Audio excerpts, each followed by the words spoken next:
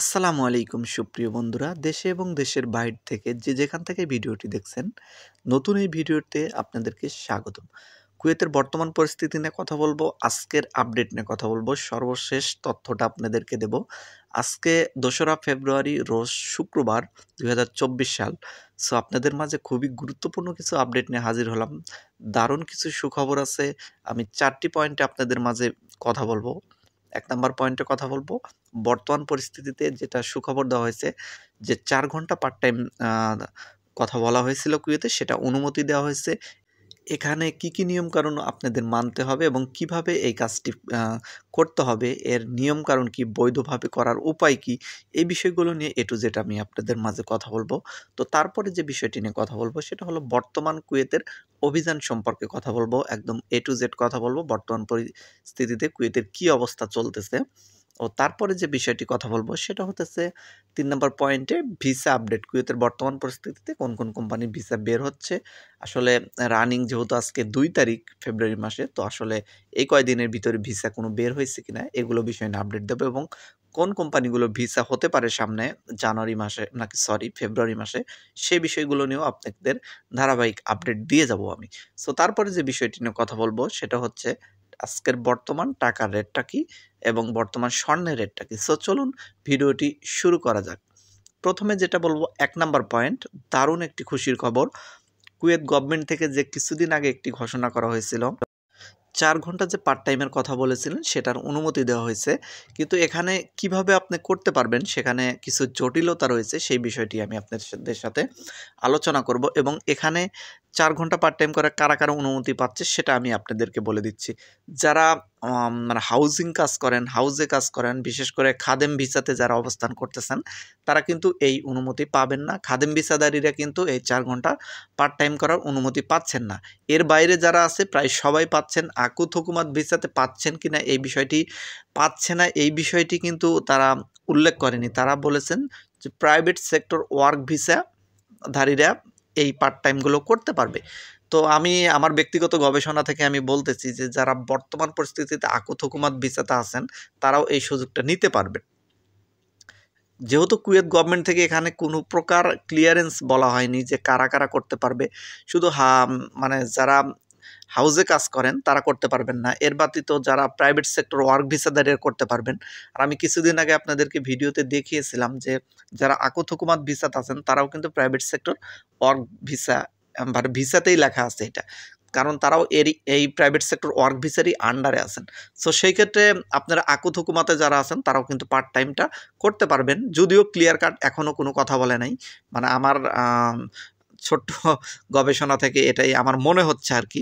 So কিন্তু করতে গেলে আপনাদের কি শর্ত পূরণ করতে হবে সেই বিষয়টি নিয়ে কথা বলি। যারা কুয়েতে অবস্থান করতেছেন তাদের সকল ভাই ও বোনের উদ্দেশ্যে বলতেছি, আপনাদের প্রথমে যে বিষয়টি করতে হবে, সায়েল অ্যাপসের মাধ্যমে আবেদন করতে হবে পার্ট টাইমের জন্য। এবং এই আবেদন করার নিয়মটা কি, আপনি যে কোম্পানিতে কাজ করবেন সেই কোম্পানির ফুল ডিটেলস দিতে হবে, এবং যে কোম্পানিতে আপনি বর্তমান অবস্থান করতেছেন, কাজ করতেছেন, সেই কোম্পানিতেও সেই কোম্পানির ফুল ডিটেলস দিতে হবে।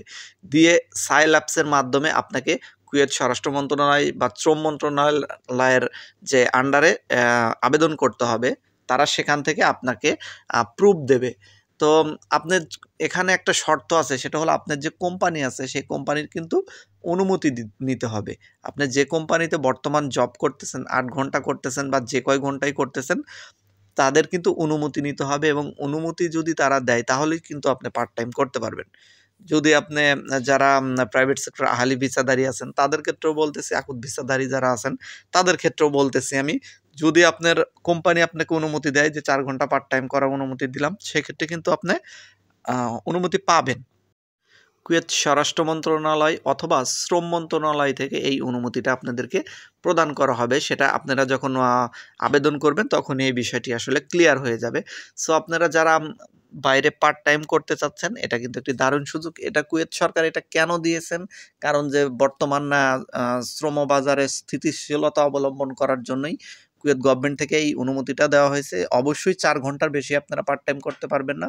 কুয়েত গভর্নমেন্ট থেকে এই বিষয়টি কিন্তু নজরদারি করা হবে। আপনারা যদি ৪ ঘন্টার বেশি পার্ট টাইম করেন সেই ক্ষেত্রে কিন্তু আপনারা সমস্যায় পড়ে যাবেন। এখানে কিন্তু আপনাদের ৪ ঘন্টার বেশি অনুমতি দেওয়া হয়নি। এটা অবশ্যই মাথায় রাখবেন। এখানে আরো একটি গুরুত্বপূর্ণ পয়েন্ট আমি আপনাদেরকে বলতে মিস করেছি। সেটা হচ্ছে আপনারা যে কুয়েত গভর্নমেন্ট থেকে যে অনুমতি দেওয়া হবে সেখানে কিছু ফি নির্ধারণ করা হয়েছে। আপনারা সেই ফি দিয়ে বৈধভাবে ৪ ঘন্টা পার্ট টাইমের অনুমতি পেতে পারেন। সেটা কত টাকা আমি আপনাদেরকে বলে দিচ্ছি। ১ মাসে আপনাকে 5 দিনার দিতে হবে, মানে ৫ দিনার দিতে হবে। আর যদি আপনি একসাথে ৩ মাসের জন্য পারমিটের জন্য অনুমতি চান, সেই ক্ষেত্রে আপনাকে ১০ দিনার দিতে হবে। আর আপনি যদি ৬ মাসের জন্য একসাথে অনুমতিপত্র আবেদন করেন, সেই ক্ষেত্রে দিতে হবে আপনাকে ২০ দিনার। আর যদি আপনি ১ বছরের জন্য একসাথে অনুমতি চান, সেক্ষেত্রে আপনাকে দিতে হবে ৩০ দিনের ফি।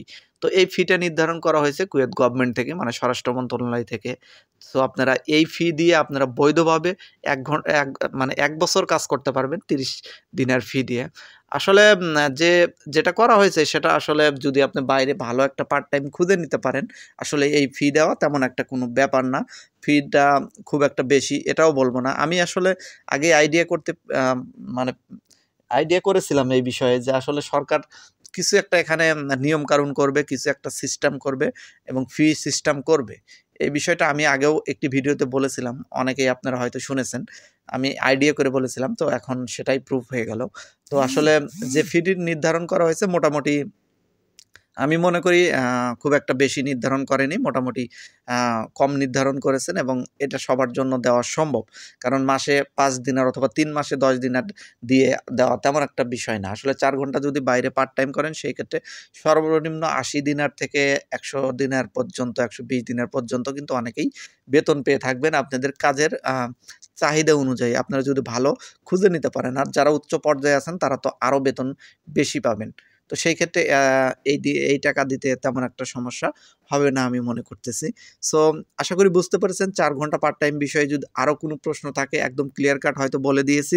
আরও যদি কোনো প্রশ্ন আপনাদের থাকে অবশ্যই কমেন্ট সেকশনে প্রশ্ন করবেন এবং শুধু এই পার্ট টাইম বিষয়ে আমি আপনাদেরকে মানে ভিডিও একটা দেব, কিভাবে একদম A to Z অনুমতি নিবেন, একদম সাইলাবস দেখিয়ে অনুমতিপত্র পূরণ করতে হয়, ফর্ম কিভাবে পূরণ করতে হয়, এই বিষয়গুলো দেখিয়ে আমি আপনাদেরকে একটি ভিডিও দিয়ে দেবো স্ক্রিন ভিডিওর মাধ্যমে। সো এখন আপনাদের বলবো ২ নম্বর পয়েন্ট, বর্তমান কুয়েতের অভিযান সম্পর্কে কথা বলি।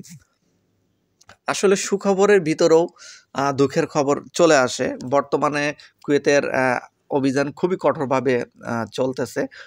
গত সপ্তাহে পুরোটাই খুবই ঢিলেঢালাভাবে চলছে। তেমন একটা অভিযান কোথাও কোনো চোখে পড়েনি। কিন্তু আজকে এবং গতকালকে এই ২ দিনে কিছু লোক ধরা পড়েছেন অভিযানে।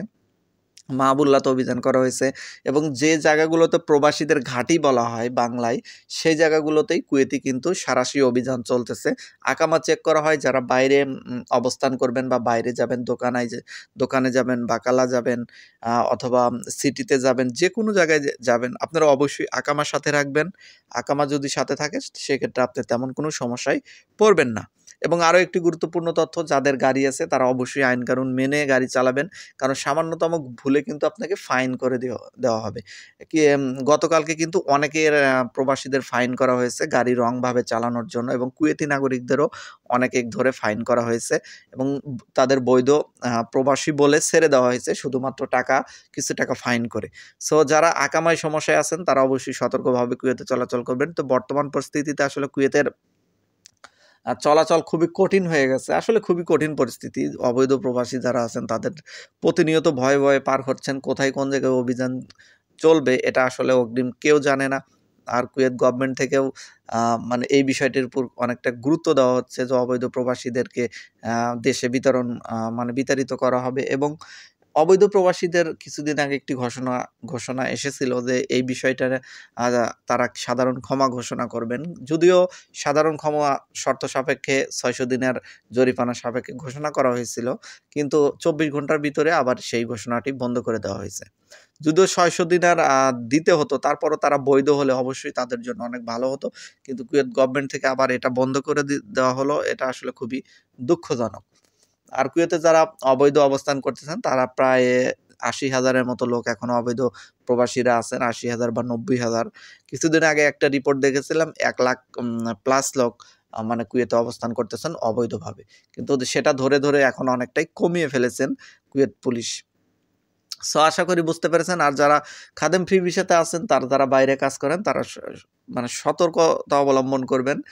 কারণ খাদেম ফ্রি ভিসাধারীদেরও যদি পুলিশের চেকিংয়ে পড়েন সেক্ষেত্রে কিন্তু বাইরে কাজের ক্ষেত্রে আপনাকে ধরে নিয়ে যাবে। সো আপনি সমস্যায় পড়ে যাবেন, অতএব আপনিও সতর্কতা অবলম্বন করবেন আপনারা।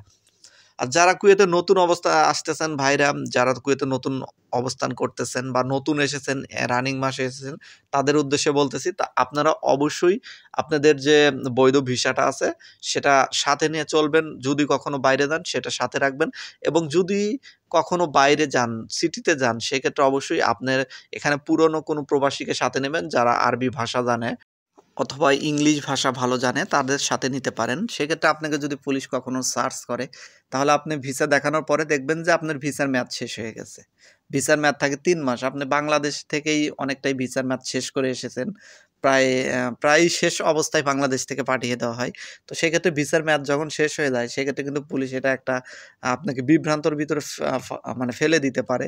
সেক্ষেত্রে যদি ভাষা জানে এরকম কোনো লোক সাথে থাকে, উনি বুঝিয়ে আপনাকে পুলিশকে বুঝিয়ে নিয়ে আসতে পারবে। কোনো আর সমস্যা হবে না। এবার ৩ নম্বর পয়েন্ট নিয়ে খুবই সংক্ষেপে আমি কিছু কথা বলে দিচ্ছি। ভিসা আপডেট নিয়ে আমি আপনাদের মাঝে আগামীকালকে ইনশাআল্লাহ গুরুত্বপূর্ণ কিছু ভিডিও দেব। কারণ আরও ৩ টি কোম্পানিতে ভিসা বের হয়েছে। আমি সেই ভিসাগুলো দেখিয়ে আপনাদের মাঝে ভিডিও আকারে দিয়ে দেব স্ক্রিন ভিডিওর মাধ্যমে।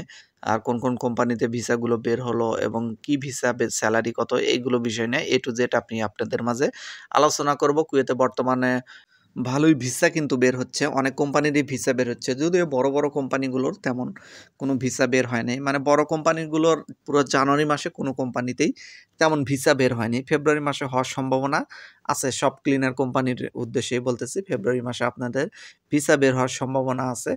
আসলে এই বিষয় নিয়ে A to Z আমি খুলে বলার জন্য আমি আপনাদের অন্য একটি ভিডিওতে এসে কথা বলব। সামনে ভিডিও নিয়ে আসবো আগামীকালকে ইনশাআল্লাহ। আপনারা সবাই সাথে থাকবেন। সো সর্বশেষ পয়েন্ট নিয়ে কথা বলি। কুয়েতের আজকের বর্তমান দিনারের রেট বলে দিচ্ছি। কুয়েতে আজকে যদি আপনি দেশে টাকা পাঠাতে চান তাহলে ১ দিনের সমান পাবেন ৳৩৯৯ প্লাস পাবেন, অথবা কিছু এক্সচেঞ্জে ৳৯৮ দেওয়া হচ্ছে এবং কিছু এক্সচেঞ্জে আবার ৪০০ প্লাসও দেওয়া হয়।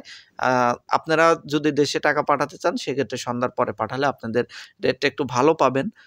তো সম্মানিত ভিউয়ার্স, আশা করি ভিডিওটি থেকে সামান্য পরিমাণ হলেও আপনাদের উপকার হয়েছে, এবং যদি উপকার হয়ে থাকে অবশ্যই চ্যানেলটি সাবস্ক্রাইব করবেন এবং একটি লাইক দিতে আপনারা কখনোই ভুলবেন না, এবং বন্ধু-বান্ধবীদের মাঝে শেয়ার করে দেবেন ভিডিওটি। সো সবাই ভালো থাকবেন। আজকের মতো এখানেই বিদায় নিচ্ছি। পরবর্তী ভিডিওর জন্য আপনারা অবশ্যই অপেক্ষা করুন। খুবই গুরুত্বপূর্ণ আরও ভিডিও নিয়ে আমি আপনাদের মাঝে খুব দ্রুতই চলে আসবো। সো সবাই ভালো থাকবেন। আজকের মতো বিদায় নিলাম। আল্লাহ হাফেজ।